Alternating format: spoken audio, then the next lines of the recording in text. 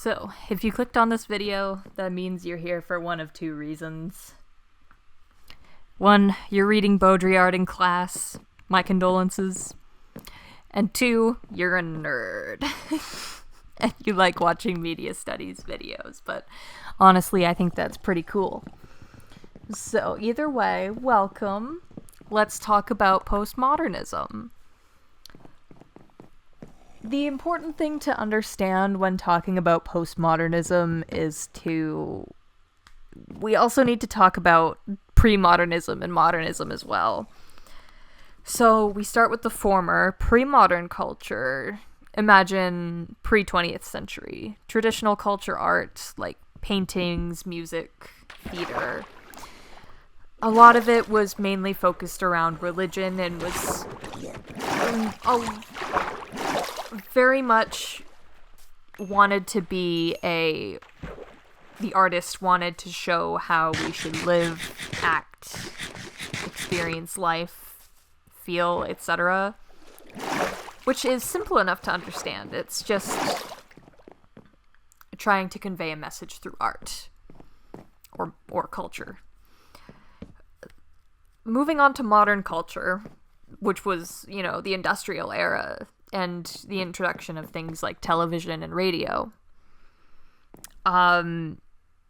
could also be called the simulated era.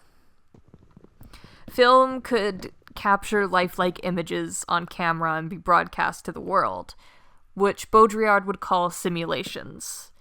Because of the lifelike feelings that these simulations provoked, the message they provided were more convincing than those of pre-modern culture. Like, compare if you were given a painting that didn't explicitly say what its message was, but you're comparing that to, say, like a television commercial, which does and uses like actual verbal messaging, visuals, very relatable imagery for consumers to relate to. They were more convincing. Yeah, they were more convincing. Okay. The rise of modern culture made it easier for consumerism to take hold because the simulations were showing us what life could be like. Imagine, like, those commercials where it's just like, this guy owns this cool lawnmower and his life is 1,000 times better because of it. Your life can be 1,000 times better because you have this lawnmower, and so buy this lawnmower so your life can be 1,000 times greater. And it's essentially like that. And it was a lot easier for that to, worm into people's heads. Culture had shifted, at least in the West, mainly from like religious messages to really humanity focused. It was showing the human side of the world, but it's the mass-produced culture that is what made the modern era and modernism. After that, now we're here. This is the postmodern era that we're in today. We made it to the postmodern era because, we now have generations of people who've grown up surrounded by the modern era's mass-produced content. But because of this, and the evolution of how media is produced, we're now surrounded by culture everywhere. Imagine, like, ads on the street, posts on social media, hell, even the video you're watching right now. Each and every piece of media you consume is now part of reality. Because reality is now made up of cultural representations, new pieces of media and cultural products eventually end up referencing already existing pieces of culture. According to Baudrillard, culture is now not based off of an original reference, but other media and cultural products we perceive in the world around us. Baudrillard calls this phenomena a simulacra. Not a simulation anymore. In fact, it's a simulation of a simulation, if that makes sense. So I guess it technically would still be a simulation of some sorts, but the term is simulacra. Media can't help but reference other pieces of media. Oftentimes this is done intentionally for satire, like if you can imagine like a picture of Family Guy or this an episode of Family Guy or The Simpsons. It could still be completely unintentional.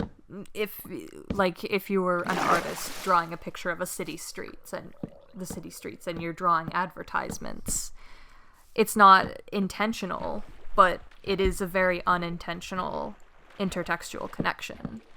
If you can make intertextual connections between two pieces of media, it's a simulacra.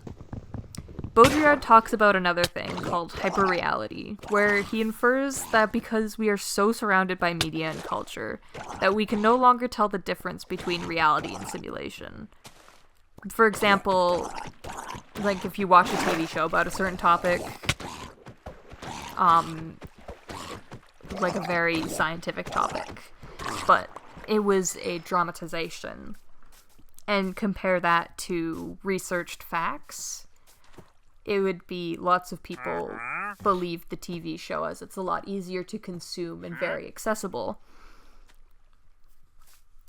Like a very explicit example of this, like, you know, you watch the movie Rain Man, but now you think you know everything about autism because you saw it represented in a movie a certain way, but no research on the topic has been done because it seems to have been given to you in an already accessible way, that being through a movie.